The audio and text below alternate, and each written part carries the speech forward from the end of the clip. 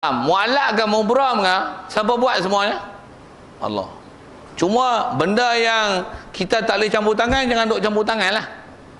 Kat kita sentiasa berkait dengan bab sesama kita mu'allak.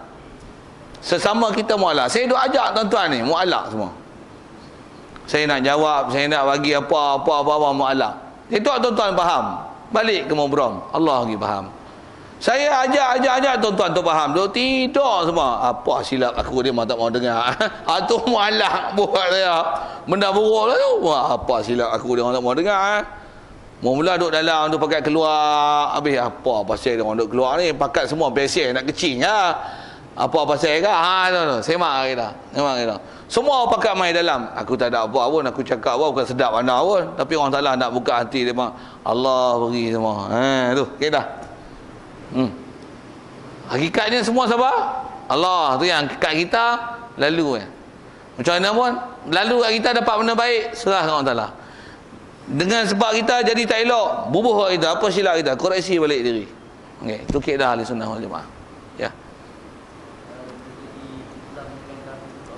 Ya.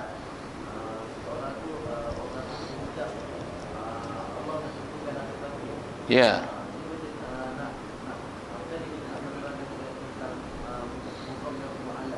Nak cerita agak kafir tu.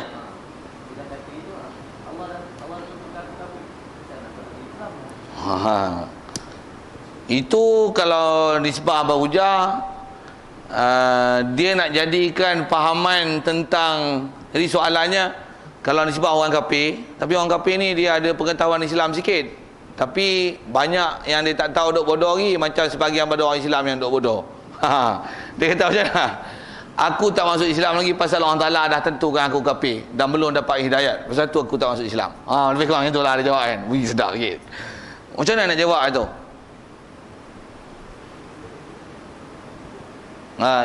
Kalau nisbah apa jawapan ni, bagi dan pernyataan itu ada benda misunderstanding kat dia lah.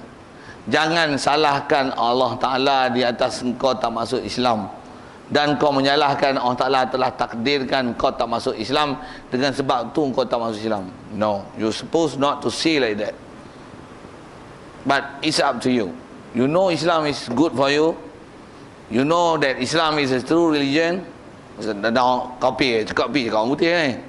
You know that. Then why you cannot convert yourself to be a Muslim? Just a simple words.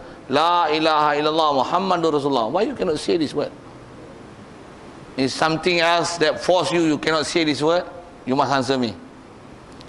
So don't blame Allah Ta'ala what you cannot convert yourself to be Muslims, but blame yourself why you cannot Muslim, because of this, because of your pangkat, because of your harta, because of your family. That's why you cannot say that word. Tu kita kelahikan dia. Don't blame Allah Ta'ala that what's wrong to you, but blame yourself what's wrong to you. Allah will not do something that you blame Him what happened to you, but you must blame yourself what you not do good to yourself. Tak faham sudah? Kita cakap dua orang.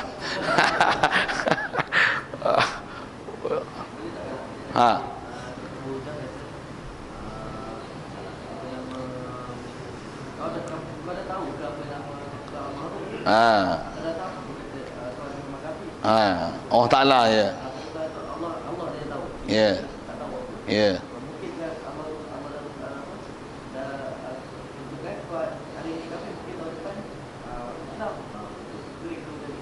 Cuma kot dia tahu pun nak faham lah. Itu je.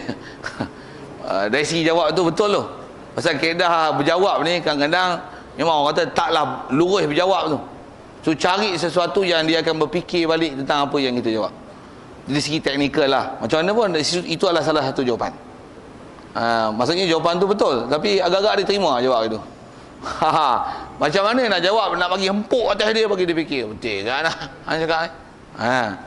Jadi jangan salahkan seseorang di atas apa yang keburukan berlaku kat kita. Pasal bahkan salahkan diri kita di atas apa yang berlaku yang kita telah cuai melakukan sebab.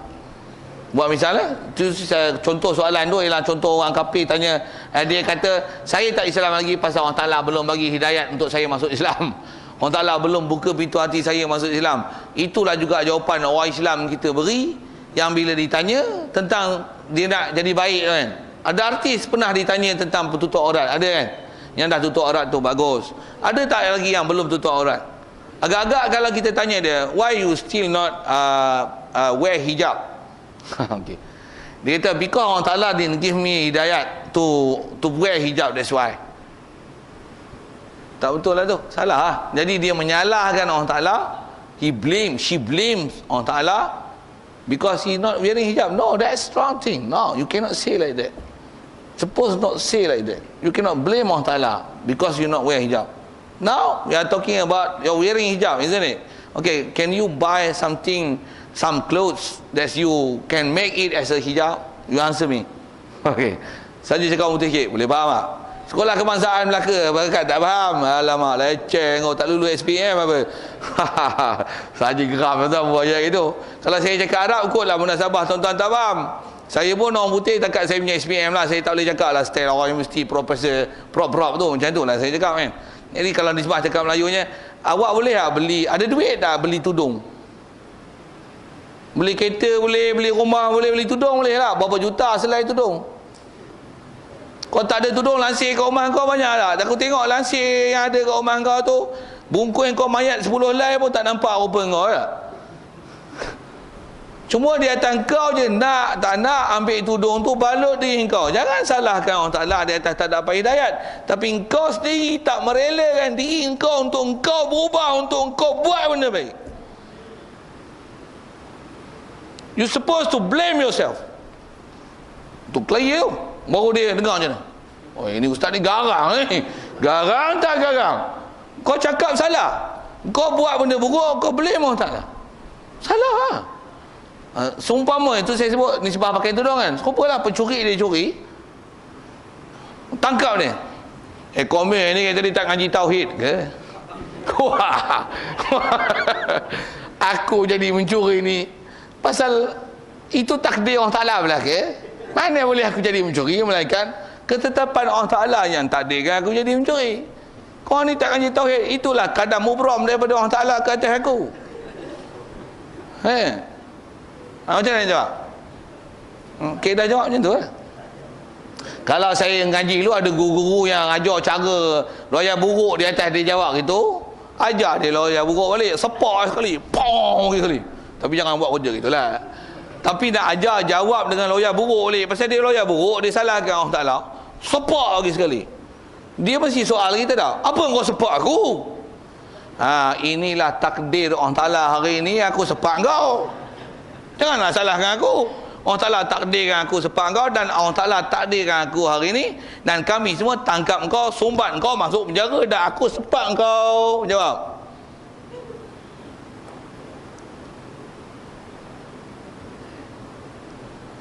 Asalnya nak istilah Melayunya pulang paku buah keras lah tu. Kena balik ke dia lah. Itu kita dah jawab. Dia bagi alasan kurang ajar, jawab dengan kurang ajar balik. Jawab dengan loya buruk, kita loya buruk dengan dia balik. Balik. Faham tak prinsipnya tu? Jadi dia telah bagi pahaman salah. Pahaman salah dia tu lontar balik atas kepala dia. Boleh? Itu kaedah hujah lah nak kelahi. Memang orang macam tu kena ajar gitu. Jangan pula kita kata pandai dia cakap agama. Tak pandai, bodoh lah cakap gitu. Bukan pandai tau. Dia telah ada misunderstanding. Yang dia buat, dia blame, dia salah kan. Blame tau, jangan silap dengar. Bukan brim. Mentang-mentang masuk tahun baru dah janji brim nak dapat 1,200, itu ingat brim. Bukan brim, blame. Jangan salahkan Allah Ta'ala dia atas apa yang kau buat salah. No. Masa saya jawab, okey, beberapa isu tu cukup mencerdikkan kita, boleh tak? Boleh cerdik ke tak cerdik? Cerdik lah. Okey. Yang tu yang prinsip yang kita nak ngaji elok-elok tu. Sikit tanya ini, sekolah kebangsaan ngajar tak macam saya ngajar ni, ada? Tak ada. Siapa dia tak ajar gitu inilah kena kembalikan balik sistem pengajian Islam betul-betul. Sekolah memang dia bukan ngajar untuk fahamkan Islam betul-betul. Dia ajar Islam itulah orang sampai faham Islam bodoh-bodoh. Lepas tu gunakan fahaman Islam yang dia bodoh-bodoh tu, katuk balik orang Islam yang faham betul. Kita pun mengaji tak apa sempurna untuk bagi hujah dia buat benda tak betul. Kalau katalah artis tadi, dia kan kata itu, ni Allah Ta'ala yang takdirkan aku jadi artis. Orang main judi pun kata, ini takdir Allah Ta'ala. Aku jadi, kalau minum arak, mak rempit. Kalau pemimpin pun, ini yang harga barang naik ni. Ini yang harga kangkung turun. Dia buat misal itu. Yang tu yang salah tu. Yang tu yang Fathul Bari sesat tu pasal tu.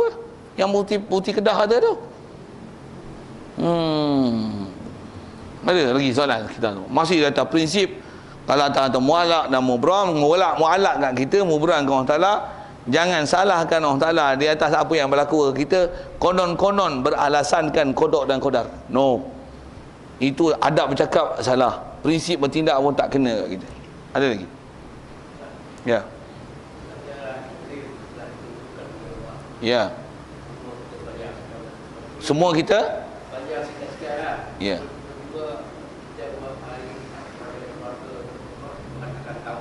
Ya.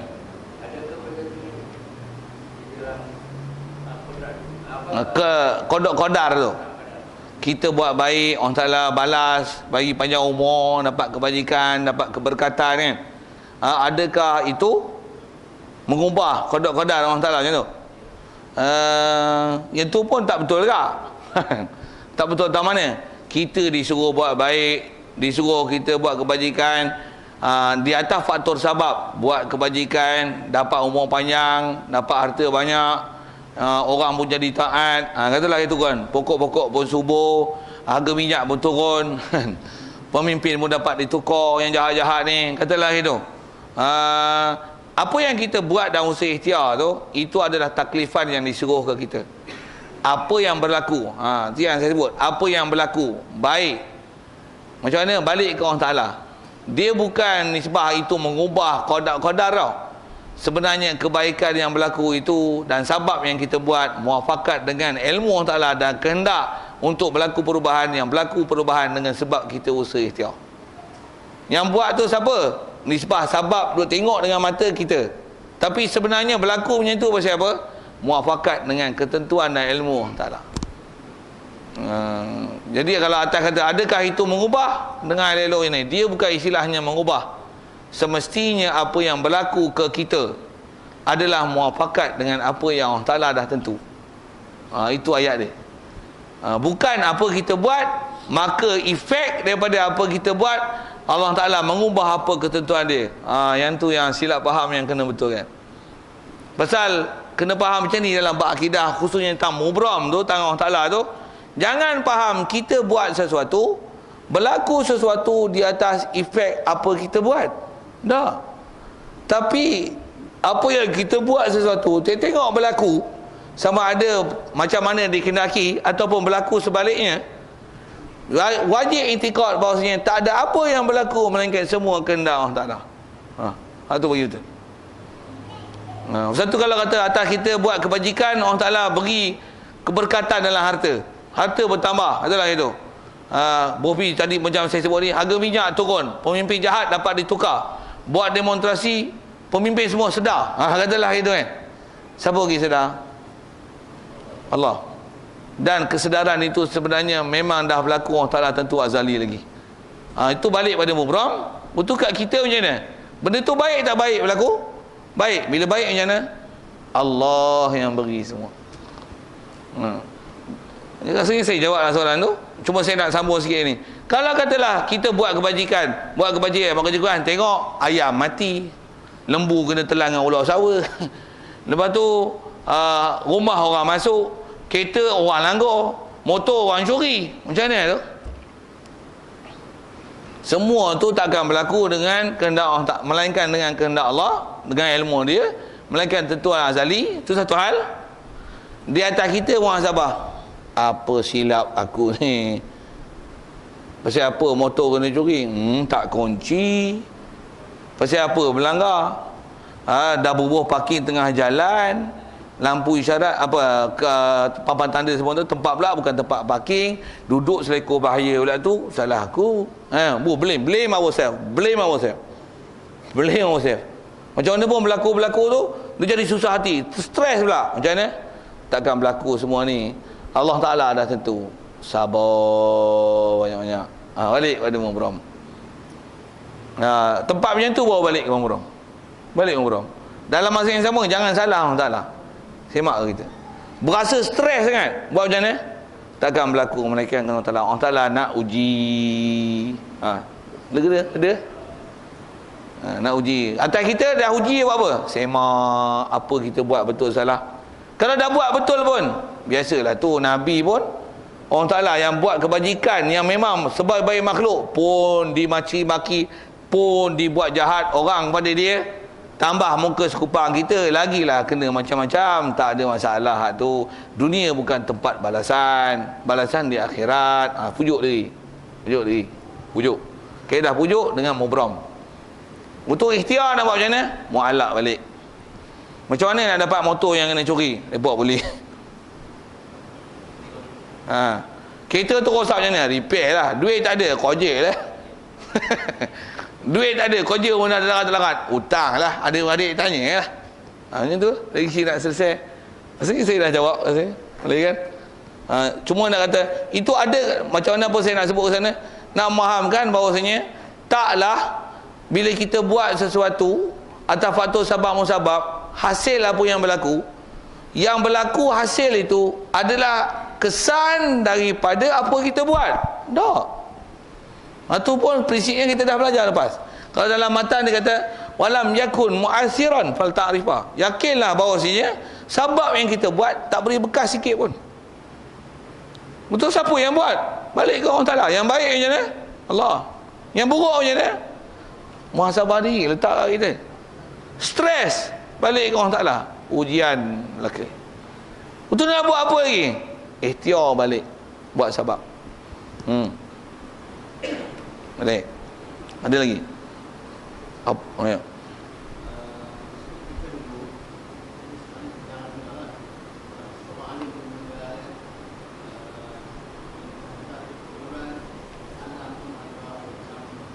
Menangis, hujan, mendung. Okey.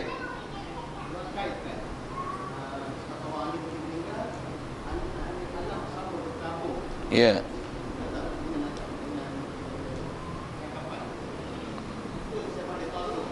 Ya.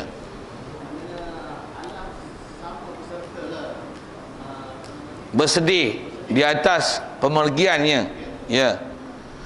Kalau jadi soalannya, adakah kalau misalnya kematian seorang alim, untuk guru misalnya, tengok berlaku hari tu hujan, suasana mendung dan redup, seolah-olah itu isyarat alam turut bersedih, kan? Di atas untuk memberi tafsiran demikian, dari segi nisbah bagi tafsiran demikian harus.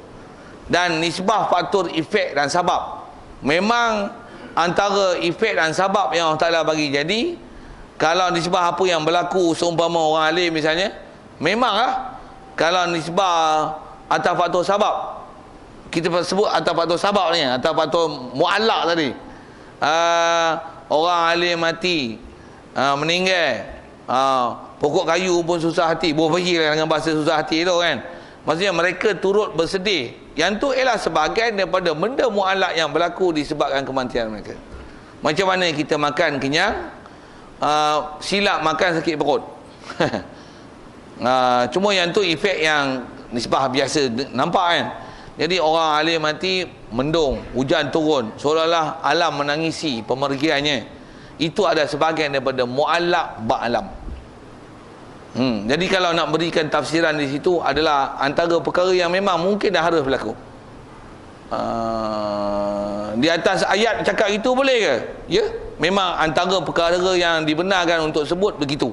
Dia termasuk dalam perkara-perkara yang kita dibenarkan sebut dengan mu'allak. Begitu juga buat misal macam ni. Ada orang kafir mati, jahat sangat, sebab dia mati cerah alam. Asalnya hujan lebat, lebat tu banjir mampus dia, cerah alam, tak ada banjir lah. Fama bakat, kalau isyarat Quran tu, fama bakat alaihimus sama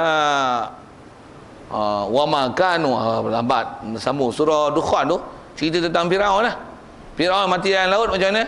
Langit tak menangis sikit pun, tak jatuh hujan tak turun, bahkan cerah bumi. Siapa? Orang yang jadi ketua buat maksiat, orang yang mengaku diri Tuhan sekarang dah tak ada, alam cerah, ceria. Burung berkicauan. Rimau duduk sebelah lembu, tak terekam kambing dengan lembu.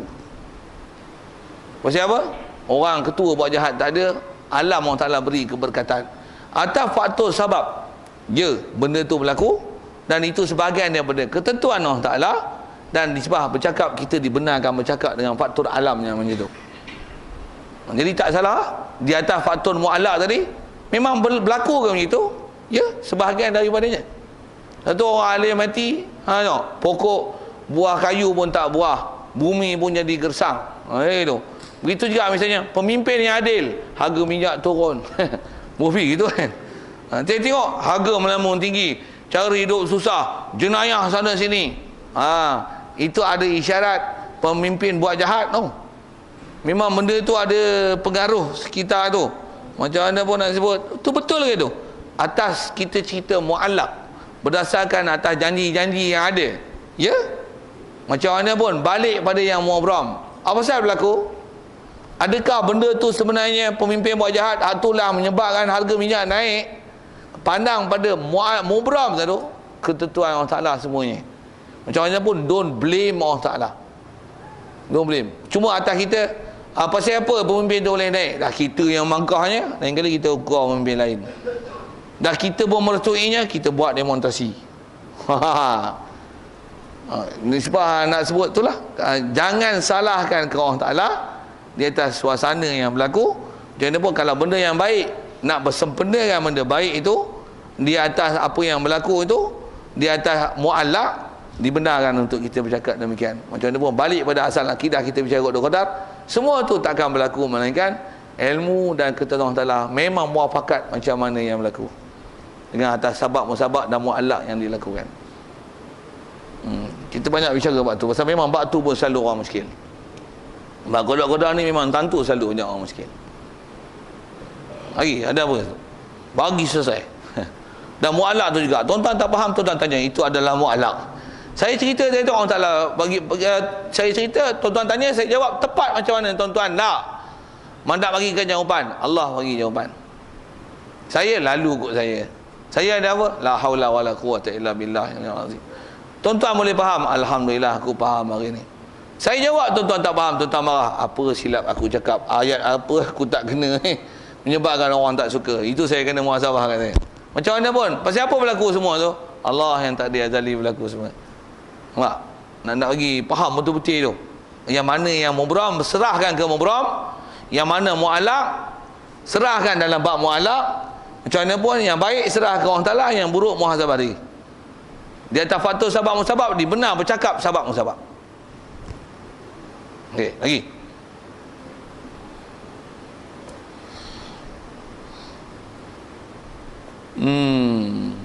Jadi yang itulah yang kita nak betulkan fahaman tentang beriman qada qadar tu. Yang istilah untung baik, untung jahat, semua Allah Ta'ala takdirkan. Yang tu yang nak bagi betul. Dan memang antaranya sekali kalau saya sebut, yang berlaku kesilapan dekat orang kita macam mana? Pasal dia beriman dengan qada qadar tu, dia tak boleh nak bezakan antara yang mu'allak, yang usaha ikhtiar. Bila dia campur aduk dan pening prinsip ketuhanan yang mesti diiktiraf ke Allah Ta'ala dengan prinsip kat kita yang kena usaha ikhtiar, dia tak faham prinsip tu, yang dia pening tu. Dah Allah Ta'ala takdir kat kita. Kita nak buat apa? Semua dah tentu dah. Tunggu je lah. Rezeki sejupak tak jadi segantang. Tu silap. Tu silap tu. Betul tentang qada qadar tu, memang sejupak tak jadi segantang. Kalau Allah Ta'ala dah tentukan gitu. Tapi kita tahu belum yang sejupak tak jadi segantang? Belum tahu. Itu nak buat apa? Bukan boleh tunggu. Apa kaedahnya? Itu mu'allak. Kena cari sebab. Macam mana sejupak nak jadi segantang? Macam mana duit RM10 nak jadi RM20? Tunggu tak jadi. Ditaklif buat usaha dan ikhtiar. Pergi kerja, meniaga, beli modal barang RM10, jual RM20. Kan dapat RM20? Boleh tak sejupak jadi segantang? Boleh. Dengan sebab, dengan usaha ikhtiar. Ditaklif buat sebab. Duk tunggu, memang sejupak tak jadi segantang. Macam mana pun, meniaga tak ada orang beli, memang sejupak tak jadi segantang. Balik ke orang salah. Faham saya cakap apa ni? Nak kata jangan blame, jangan salahkan orang salah. Yang tu menyebabkan kita jadi malas dan tak usaha ikhtiar. Bahkan kalau yang tu pelembut hati untuk meredakan apa yang kita usaha tak jadi, balik ke orang salah. Tapi kat kita tetap tak lepas mu'allak tadi. Usaha dan ikhtiar tetap disuruh pada kita. Jangan salahkan Allah Ta'ala di atas apa yang berlaku. Bahkan ke Allah Ta'ala ni hanya dibalikkan ke dia apabila nak melembutkan hati kita supaya kita terus usaha dan ikhtiar. Lagi.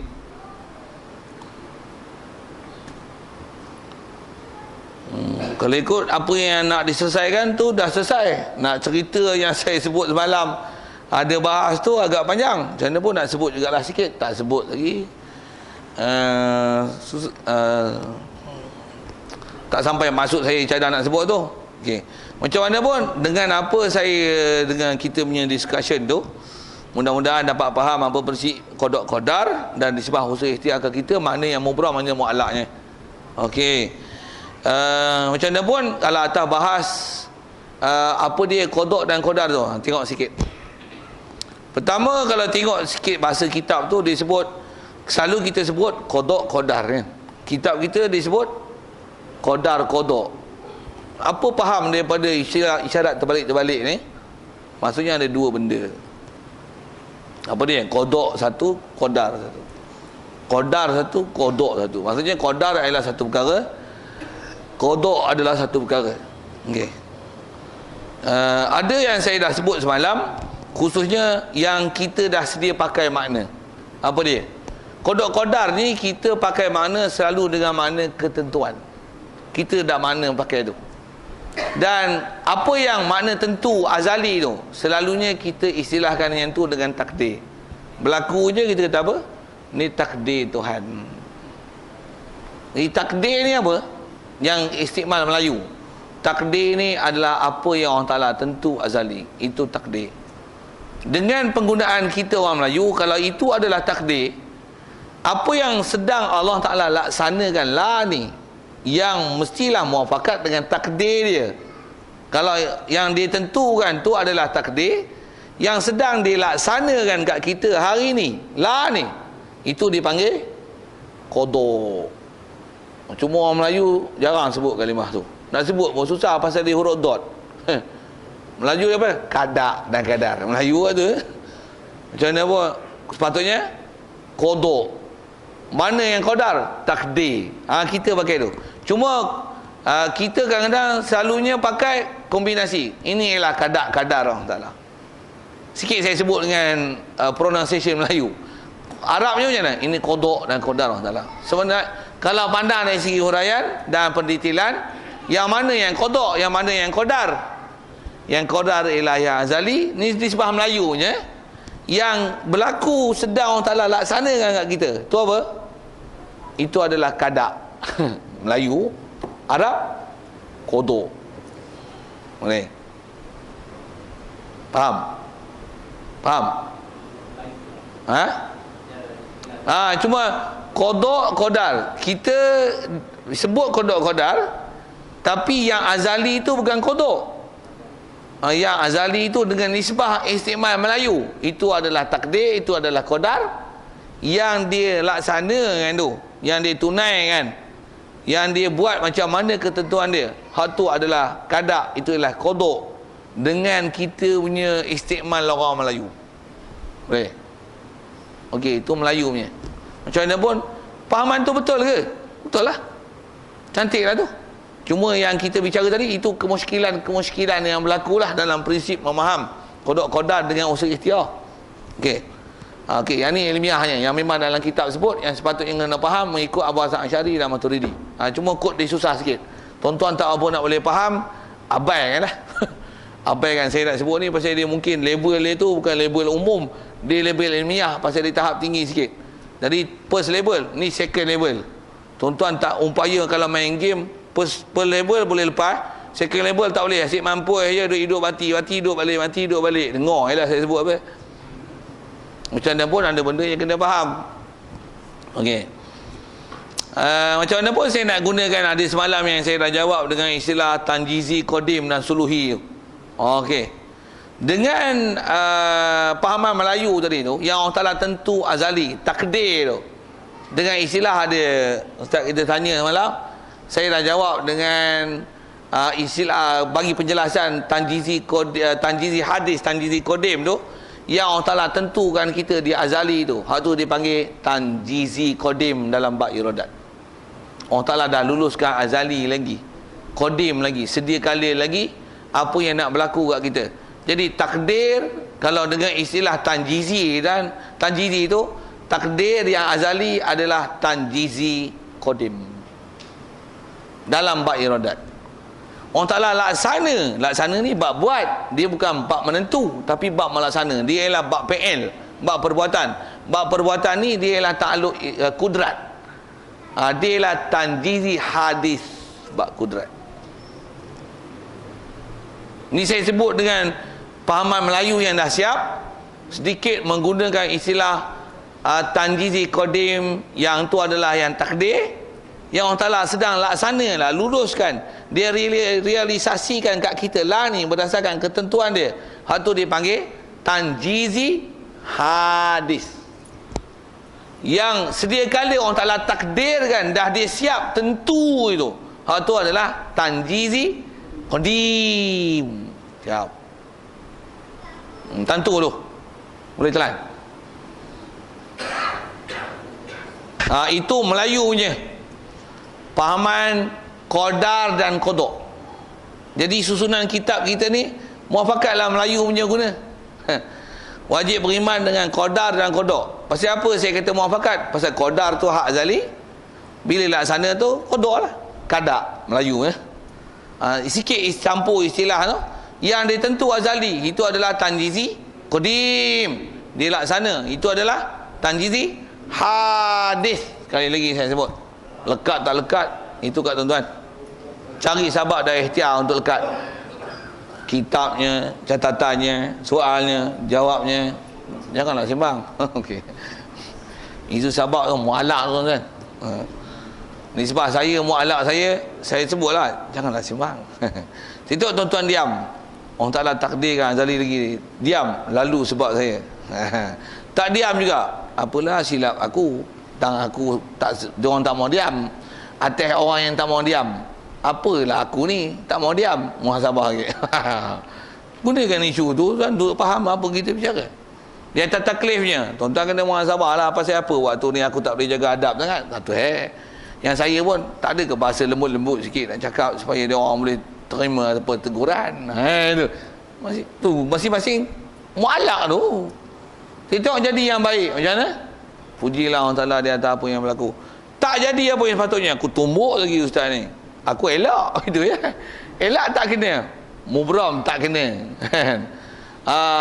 Dia tahu mualak, cari sebab macam mana supaya dia tak tumbuk. Mualak juga, macam mana aku nak tumbuk balik. Baik, kasar tu. Apa cerita ni? Saya nak cerita munasabah apa fenomena kita sekarang kan. Okey, macam mana pun soal lagi masih tentang apa penjelasan saya tentang takdir dan qada dengan istilah rilik yang semalam. Ada tanjizi qadim dan tanjizi hadis. Soalan tu. Sebelum seterusnya level 3. Ya.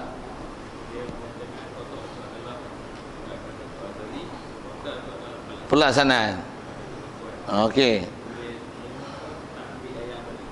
Okey. Nak ambil ayat tadi. Bagus soalan tu. Kalau dalam buku teks, saya tak cam apa dalam buku teks, pasal saya tak hafal buku teksnya, dah lama dah tinggal. Saya tak tahu apa dalam buku teks. Macam mana pun kalau katalah dalam buku teks tu dibuh terbalik. Kata dia qada itu adalah yang Allah Ta'ala tentu di azali, yang takdir itu apa ialah apa yang dilaksana. Sekalipun dia bagi definisi terbalik, masyhur sebut ulama yang tu tak jadi masalah. Atas prinsip qada-qadarnya macam mana yang kita sembang awal-awal tadi. Mesti imani yang apa Allah Ta'ala tentu itu adalah ketentuan dia azali. Itu adalah yang mubram, itu jangan dipertikai. Mestilah sabit dengan ilmu Allah Ta'ala dan ketentuan Allah Ta'ala. Yang kat kita ni adalah mu'allaq, dan mesti apa yang berlaku adalah tepat dengan ketentuan dia. Mana satu? Yang mana yang hak azali, qada ke qadar ke? Mana yang hak yang dilaksana tu? Adakah dia qadar ke qada ke? Itu disebab bahas ulama ahli sunnah wal jamaah tak jadi permasalahan. Dan memang ada pendapat-pendapat ulama yang memberikan definisi macam tu. Jadi apa saya bagi penjelasan tadi adalah berdasarkan apa istimal Melayu. Kalau katalah dalam buku dia ambil itu pasal berdasarkan rujukan atau pendapat-pendapat ulama tertentu, ya, memang diterimalah takrifan itu. Macam mana pun, masalah ke? Jika memang pahaman macam mana kita bicara di awal itu telah selesai, there is no problem there. Pasal memang ada ulama bahas dengan beri definisi terbalik. Yang tu yang saya nak masuk level 3 mengikut Abu Hasan Asy'ari dan Maturidi. Macam mana pun saya dah jawab soalan tu. Lagi soalan tu. Kalau ikut saya dah masuk level 2. Sekarang saya nak masuk level 3. Okay. Tuan-tuan tak berapa faham juga saya dah sebut. Tuan-tuan abaikanlah saya nak sebut ni pasal dia kod tinggi sikit, pasal dia istilah. Kan? Macam mana pun tak faham pun dengarlah, jagalah adab anda sebagai penuntut ilmu, kan. Jangan sampai saya baling ayah ni lagi. Kacaulah. Sorry, bukan saya nak, kita rasa sajalah pelawak saya macam tu, kan. Okey. Apa saya dah sebut? Level 3. Okey, dengar sikit. Mengikut kaedah ahli sunnah wal jamaah. Tapi bila disebut ahli sunnah wal jamaah, dia ada Abu Hasan Asy'ari dan Abu Mansur Maturidi. Mengikut Abu Hasan Asy'ari, qada dan qadar.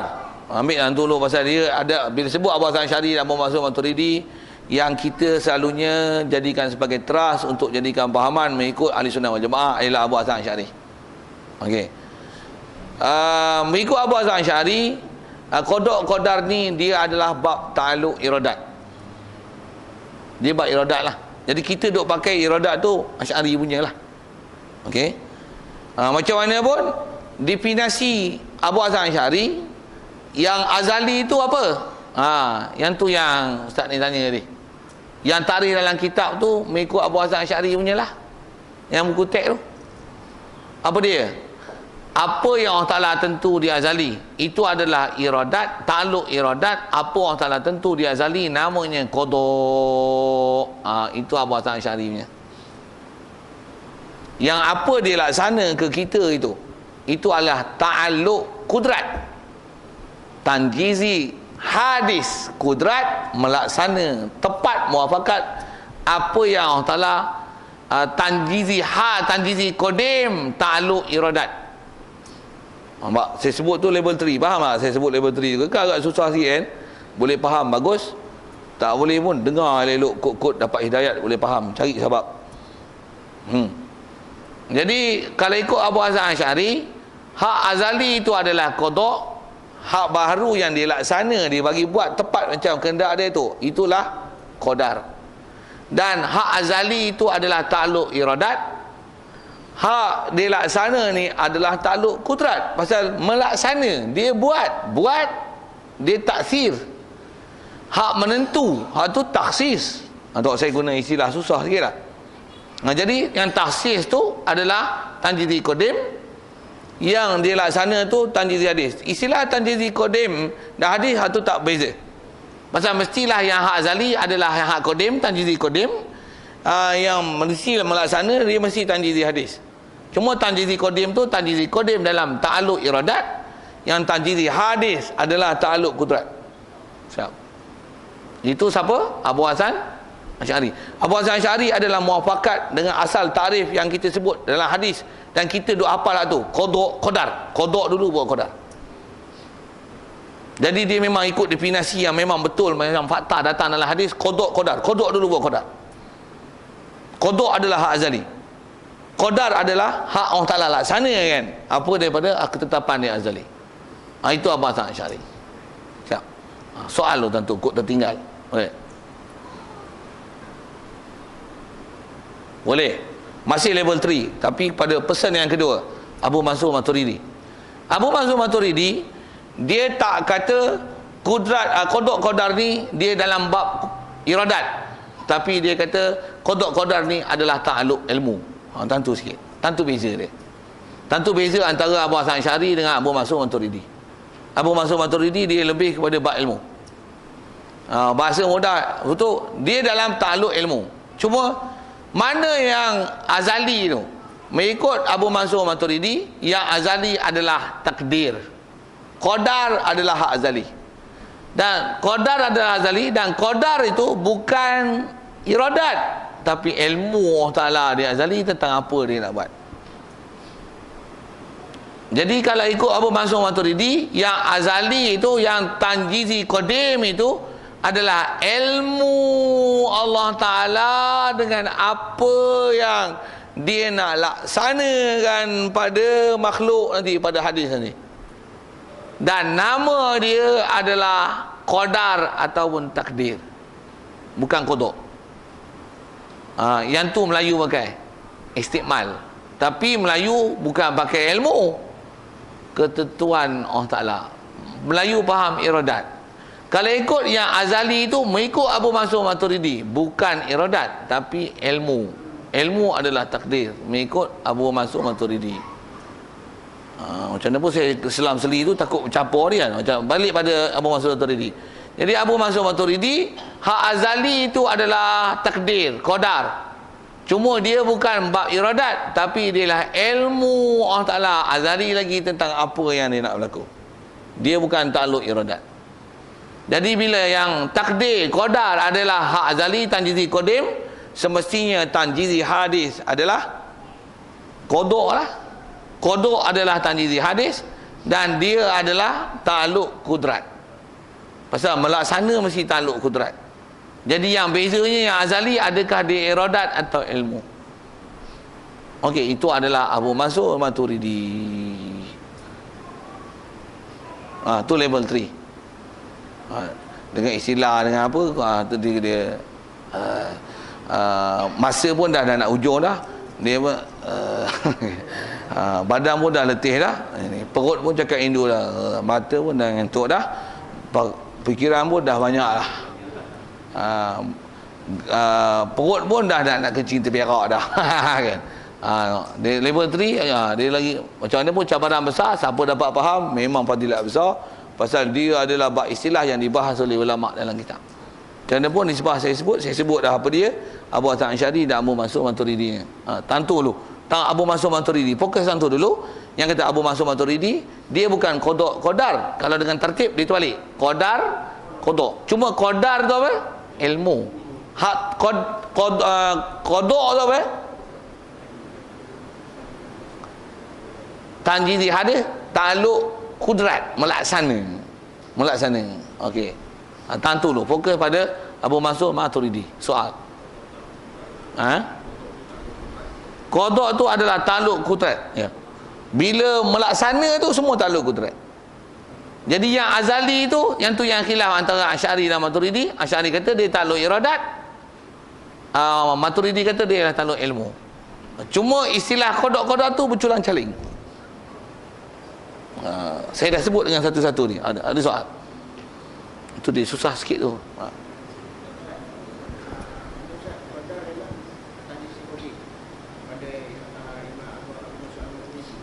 Qadar adalah tanjizi qadim, ya. Dan dia adalah takluk ilmu. Maksudnya kalau atas dia kaedah Maturidi, qadar apa dia? Takdir apa dia? Takdir adalah ilmu Allah Ta'ala. Yang tanjizi qadim, apa dia nak buat, apa yang dia nak buat pada masa akan datang. Qada adalah tanjizi hadis, takluk irad, takluk kudrat, melaksana apa dengan ilmu dia, muafakat dengan ilmu dia. Okey, soal. Okey, level 4. Dia analisa lah sikit. Lagi tinggi. Untuk Melayu ni, pahaman Abu Hasan Asy'ari ke Maturidi? Level 4. Dia aplikasi. Saya tahu, boleh tak? Aplikasi dan analisa. Melayu ni, pahaman Abu Hasan Asy'ari ke Abu Mansur Maturidi? Abu Mansur Maturidi. Tang mana Maturidi ya? Tang yang azali itu adalah takdir, yang dilaksana tu adalah qada. Tang tu Maturidi. Tapi Maturidi pun tak full version. Pasal apa? Maturidi yang azali memang takdir, tapi yang azali itu bukan iradat. Yang azali adalah ilmu. Tapi kita Melayu faham yang azali itu adalah iradat. Yang tu dia pakai Maturidi, Asy'ari. Jadi Melayu ni kreatif rupanya. Di atas huraian dan nak membetulkan orang Melayu lah kan. Kaedah nak bagi betul, nak bagi puji Melayu sikit. Melayu ni kreatif, dia ambil dua-dua, gabung jalin antara Abu Hasan Asy'ari dan Maturidi. Apa dia? Ketentuan Allah Ta'ala dia azali. Itu ambil Abu Hasan Asy'ari punya. Takdir, istilah takdir pakai Abu Mansur Maturidi. Allah Ta'ala melaksanakan apa yang dia telah tentu, itu qada, pakai Abu Mansur Maturidi. Abu Mansur Maturidi, tu dia pakai Maturidi. Yang tu dia tak pakai Abu Hasan Asy'ari. Jadi Melayu punya pahaman ni Abu Hasan Asy'ari ke Maturidi? Dengar saya sebut Asyridi. Tuan-tuan gelak tu kot boleh faham kan. Yang serius tu apa benda dia orang cerita ni aku tak faham. Sorry ya gelak. Saya bukan nak tertawakan tuan-tuan, tapi saja tak lawak pun betul lah. Dia Asyridi ataupun Masy'ari. Maturi Syri. Boleh lah apa-apa kan. Macam mana pun sikit ni level 5 lah. Apa dia? Tu salah tak Melayu punya pahaman ni, campur convert buat lain. Orang Abu Hasan Asy'ari cakap macam lain, Maturidi ni satu mu hampa tak pakai, ikut kepala otak hampa Melayu punya faham. Apa ni? Tu saya dah sebut awal. Apa dia? Tak jadi masalah dalam masalah menentukan dia ni taluk kudrat, taluk iradat ke di azali itu, taluk ilmu ke, tak ada masalah. Dalam melaksana nak kata dia